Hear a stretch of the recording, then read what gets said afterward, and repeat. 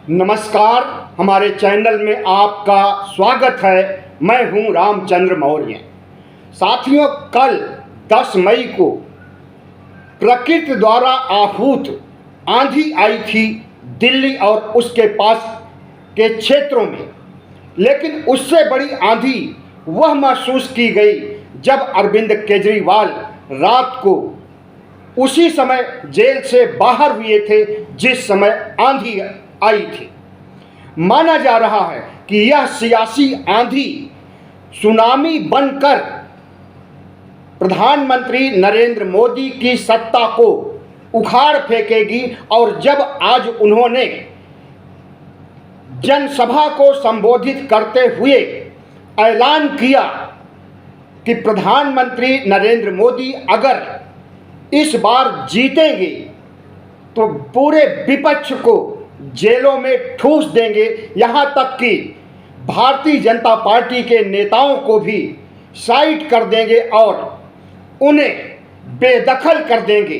उन्होंने नाम भी गिनाया कि कितने भारतीय जनता पार्टी के नेताओं को साइड लाइन किया, किनारे किया और अब किसको करने वाले हैं।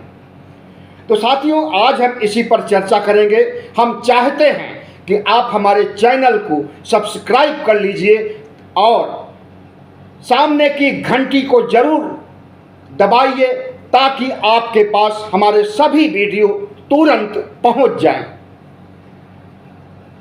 आज अरविंद केजरीवाल ने जिस तरह से दिल्ली में प्रेस कॉन्फ्रेंस के बजाय एक रैली की शक्ल में, जनसभा की शक्ल में संबोधित किया, उससे भारतीय जनता पार्टी में खलबली मच गई है और भारतीय जनता पार्टी के कई नेता बौखलाए हुए हैं। गोदी मीडिया बौखलाया हुआ है, आईटी सेल सदमे में चला गया है और आरएसएस आईसीयू में चला गया है। भारतीय जनता पार्टी 2024 का चुनाव अगर जीत गई तो उसके क्या क्या दुष्परिणाम होंगे, इसे तो इंगित किया ही अरविंद केजरीवाल ने। हालांकि इसके पहले मल्लिकार्जुन खड़गे, राहुल गांधी, अखिलेश यादव, ममता बनर्जी, पूरा विपक्ष ने आगाह कर चुका है देश को कि अगर 2024 में लोकसभा चुनाव भारतीय जनता पार्टी जीतेगी तो अगला चुनाव 2029 का, 34 का, 39 का कभी नहीं होगा और संविधान खत्म कर दिया जाएगा। लेकिन अरविंद केजरीवाल ने आज जिस तरह से अपने संबोधन में कहा कि हम 21 दिन के लिए आए हैं जेल से जमानत पर और इन 21 दिनों में 24 घंटे में 36 घंटे तक काम करके पूरे देश में घूम घूम करके प्रधानमंत्री नरेंद्र मोदी की नीयति, चाल, चरित्र, चेहरे से, उनके तानाशाही रवैये से देश को अवगत करेंगे और 140 करोड़ लोगों से हम भीख मांगेंगे वोट की कि वह अपने वोट के चोट से मोदी सत्ता को उखाड़ फेंके। तो केजरीवाल की आंधी जिस रूप में आई है और वह सुनामी में तब्दील हो करके मोदी सत्ता के खिलाफ ललकार रही है, सवाल उठता है क्या अरविंद केजरीवाल के मंसूबे कामयाब होंगे या नहीं होंगे। हमें तो लगता है कि इंडिया गठबंधन का जिस तरह से समा बंधा है पूरे देश में और जिस तरह से 3 चरणों के चुनाव में इंडिया गठबंधन भारी बढ़त की ओर आगे बढ़ा हुआ है, उससे नरेंद्र मोदी, भारतीय जनता पार्टी, आरएसएस और पूरा भगवा साम्राज्य बौखलाया हुआ है। आज जब अरविंद केजरीवाल ने देश को संबोधित करते हुए अपनी आप बीती की चर्चा की, आम आदमी पार्टी को खत्म करने की मोदी की नीयत की चर्चा की और आगाह किया कि अगर प्रधानमंत्री नरेंद्र मोदी तीसरी बार सत्ता में आएंगे तो उसके दुष्परिणाम क्या क्या होंगे। तो यह भाषण पूरे देश में गया है और पूरी दुनिया में गया है और हर भारतवासी, हर मतदाता उम्मीद कर रहा है कि इंडिया गठबंधन जिस तरह से पिछले 3 चरणों में सफलता अर्जित की है, उसी तरह से बाकी 4 चरणों में भी सफलता अर्जित करेगा और मोदी सत्ता को उखाड़ फेंकेगा। राहुल गांधी ने कई मौकों पर कहा है कि भारतीय जनता पार्टी 150 के ऊपर नहीं जा रही है। आरएसएस का सर्वे कहता है कि भारतीय जनता पार्टी 200 पार से ज़्यादा सीटें नहीं पा रही है। आरएसएस का अखबार कहता है कि इस बार हिंदू मुस्लिम कार्ड नहीं चलेगा। तो जितनी भी आहटें मिल रही हैं नरेंद्र मोदी के खिलाफ हैं और अरविंद केजरीवाल ने आज अपने भाषण में जिस तरह से आगाह किया कि अगर अब की बार मोदी सरकार आती है तो वह न सिर्फ विपक्ष को खत्म करेगी बल्कि भारतीय जनता पार्टी के वरिष्ठ नेताओं को भी साइड लाइन कर देगी और शाह को प्रधानमंत्री बनाने की जुर्रत करेगी। अरविंद केजरीवाल का यह भी कहना था कि 2024 में जो आप वोट देने जा रहे हैं, अगर प्रधानमंत्री नरेंद्र मोदी की गारंटी पर वोट देने जा रहे हैं तो यह उनकी गारंटी नहीं है, बल्कि उनकी गारंटी यह है कि वह 17 सितंबर 2025 को 75 साल के हो जाएंगे और रिटायर्ड हो जाएंगे, अपने ही बनाए 2014 के नियमों के तहत मार्गदर्शक मंडल में चले जाएंगे। तो 2025 में प्रधानमंत्री नरेंद्र मोदी अगर 2024 का चुनाव जीत करके आएंगे तो 2025 में अमित शाह को प्रधानमंत्री बनाने के लिए वोट मांग रहे हैं। मोदी की गारंटी पर वोट नहीं दीजिएगा, ये मोदी की गारंटी नहीं होगी बल्कि अमित शाह की ताजपोशी होगी। प्रधानमंत्री नरेंद्र मोदी ने जिस तरह से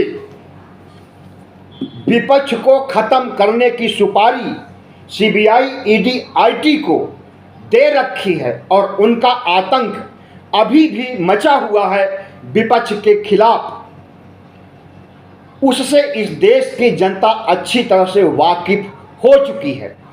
प्रधानमंत्री नरेंद्र मोदी की पार्टी और आरएसएस की जो मंशा है संविधान को खत्म करने की, उससे भी इस देश की जनता अवगत हो चुकी है। खासकर ओबीसी, एससी, एसटी के वोटर्स अच्छी तरह से समझ चुके हैं कि अगर नरेंद्र मोदी की जीत होती है तो इस देश को हिंदू राष्ट्र बनाने के लिए संविधान को खत्म किया जाएगा, आरक्षण को खत्म किया जाएगा, धर्मनिरपेक्षता को खत्म किया जाएगा, भारत की साझा संस्कृति को खत्म की जाएगी और भारत को हिंदू राष्ट्र बना दिया जाएगा। और जब हिंदू राष्ट्र बना दिया जाएगा तो उस समय ओबीसी, एससी, एसटी के लोग दोयम दर्जे के इंसान बनकर के रह जाएंगे, इनका वोट का अधिकार भी छीन लिया जाएगा और इन्हें वर्ण व्यवस्था के उसी दलदल में ढकेल दिया जाएगा जहां पर ये 4000 साल पहले मनुस्मृति युग में थे। अगर पूरा विपक्ष इंडिया गठबंधन के नेता अरविंद केजरीवाल, बुद्धिजीवी वर्ग इस आहट को महसूस कर रहा है और इसका खुलासा भी हो चुका है कि संविधान को बदलने की नीयत है प्रधानमंत्री नरेंद्र मोदी की, तो नरेंद्र मोदी की जीत कैसे हो सकती है, यह प्रश्न अपने आप में गंभीर है। लेकिन प्रधानमंत्री नरेंद्र मोदी जिस तरह से हिंदू मुस्लिम कर रहे हैं, क्या उनका हिंदू मुस्लिम कार्ड चलेगा? क्या उनके इस ऐलान पर कि राम मंदिर में ताला लगा दिया जाएगा, बाबरी मस्जिद का मटन, मुर्गा और मछली को बीच में ला करके अगर प्रधानमंत्री वोट मांग रहे हैं तो इसे क्या कहा जा सकता है। और प्रधानमंत्री नरेंद्र मोदी ने जिस तरह से प्रधानमंत्री पद की गरिमा को तार तार किया है, क्या इसे देश माफ कर सकता है।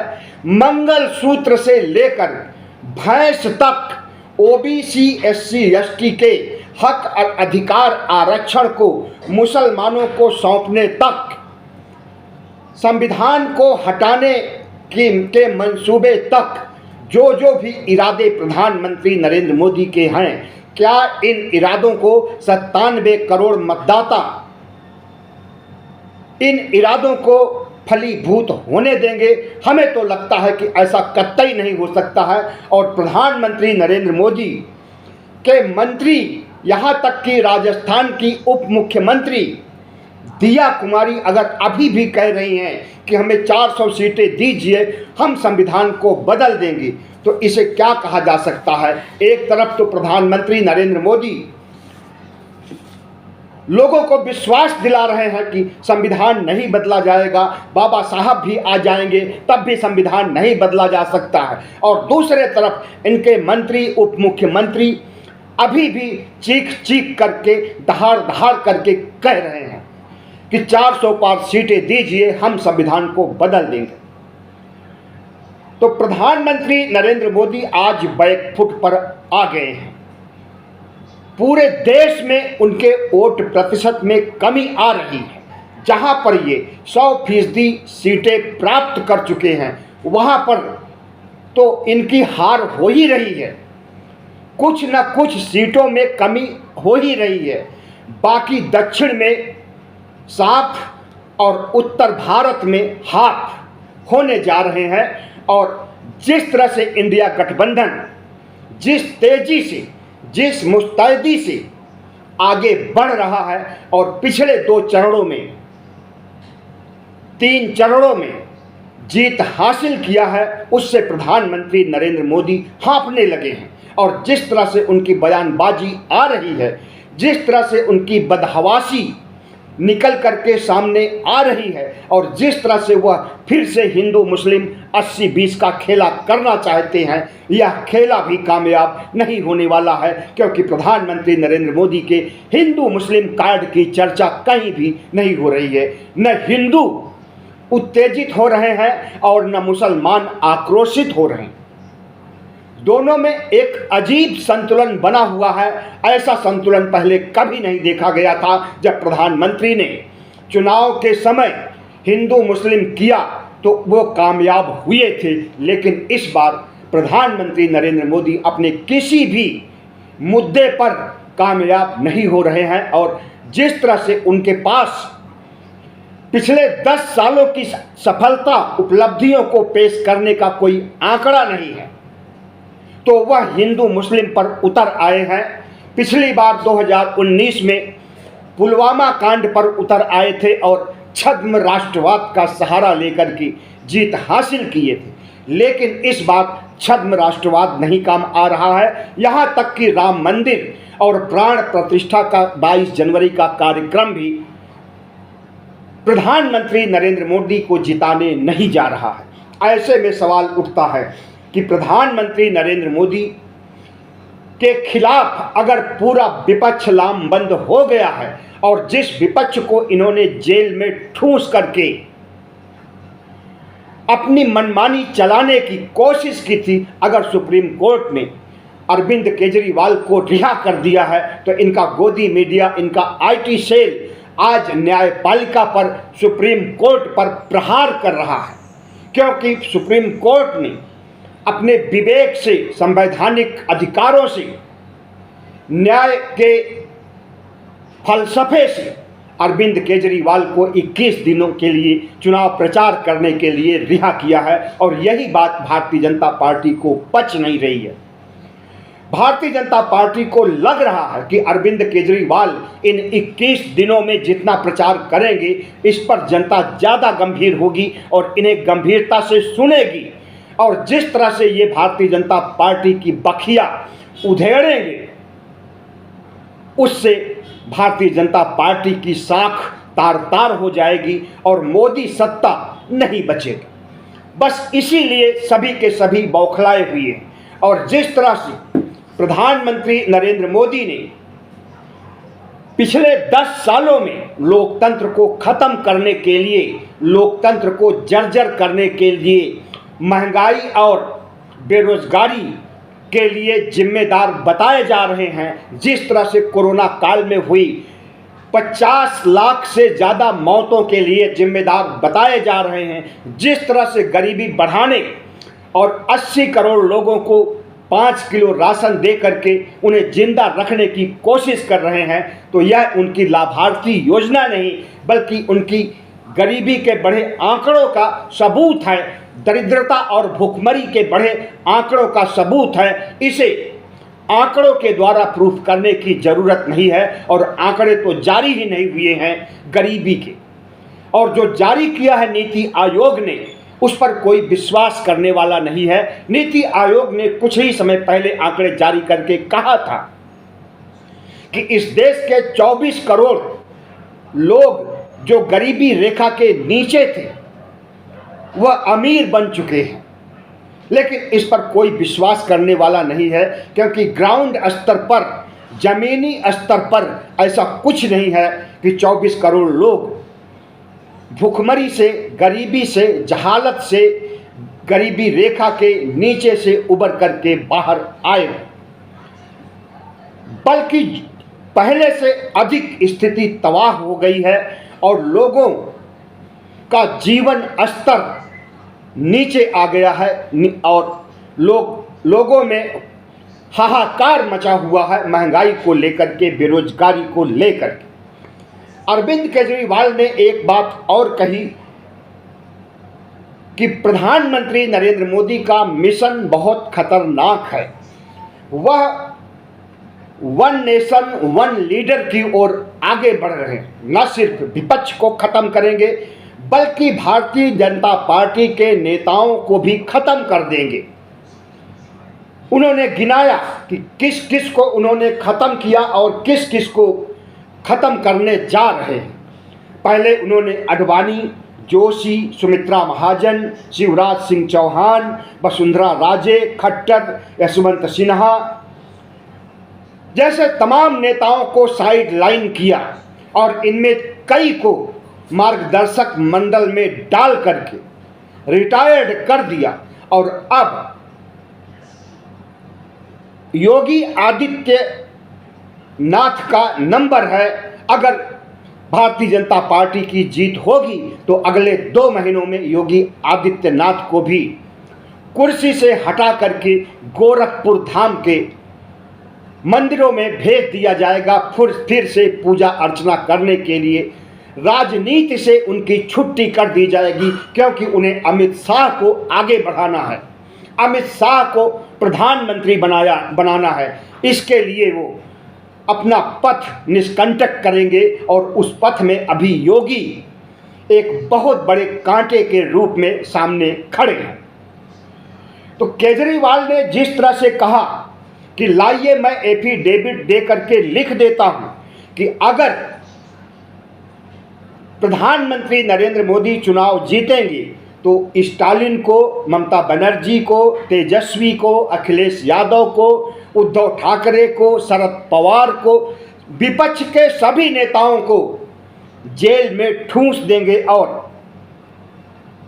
प्रजातंत्र को खत्म करने की पूरी कोशिश करेंगे।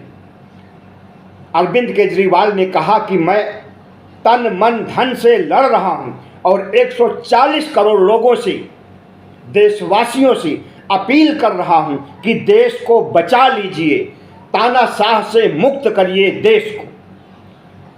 चोर उचक्के को अपने पार्टी में शामिल कर लेते हैं, बड़े से बड़े अपराधी, आर्थिक अपराधी को अपने पार्टी में शामिल कर लेते हैं। जिस व्यक्ति को कहते हैं कि इसने 70,000 करोड़ का घपला किया है, उसी को अगले 3 दिन में अपनी पार्टी में शामिल करके उप मुख्यमंत्री का पद दे देते हैं, मंत्री का पद दे देते हैं।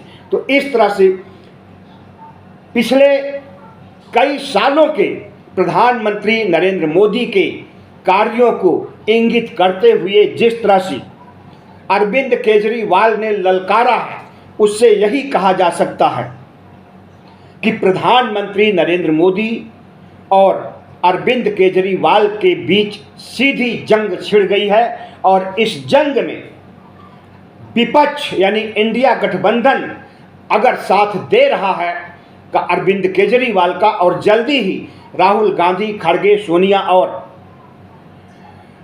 तेजस्वी, अखिलेश यादव, स्टालिन आदि से इनकी मुलाकात होने वाली है और एक साझा कार्यक्रम के तहत अरविंद केजरीवाल पूरे देश में भ्रमण करने वाले हैं और इस देश की जनता को आगाह करने वाले हैं कि अगर प्रधानमंत्री नरेंद्र मोदी को सत्ता से नहीं हटाया गया तो निश्चित रूप से ये लोकतंत्र को ख़त्म कर देंगे, संविधान को ख़त्म कर देंगे और इस देश की साझा संस्कृति को ख़त्म कर देंगे, धर्मनिरपेक्षता को ख़त्म कर देंगे। आरएसएस और भारतीय जनता पार्टी का उद्देश्य है कि 2025 में भारत को हिंदू राष्ट्र बना देंगे और उसी 2025 में आरएसएस के 100 साल पूरे हो रहे हैं। तो क्या प्रधानमंत्री नरेंद्र मोदी के मंसूबे पूरे होंगे या फिर विपक्ष उनके मंसूबों को भांप गया है और उन मंसूबों को जनता के बीच ले जाकर के जनता को आगाह कर रहा है कि अगर नरेंद्र मोदी आए तो सब कुछ खत्म हो जाएगा और आपका आरक्षण भी जाएगा, संविधान भी जाएगा, वोट देने का अधिकार भी जाएगा और इस देश की साझा संस्कृति भी खत्म हो जाएगी। बहुत बहुत धन्यवाद। हमारे चैनल को सब्सक्राइब कीजिएगा, लाइक कीजिएगा और शेयर कीजिएगा।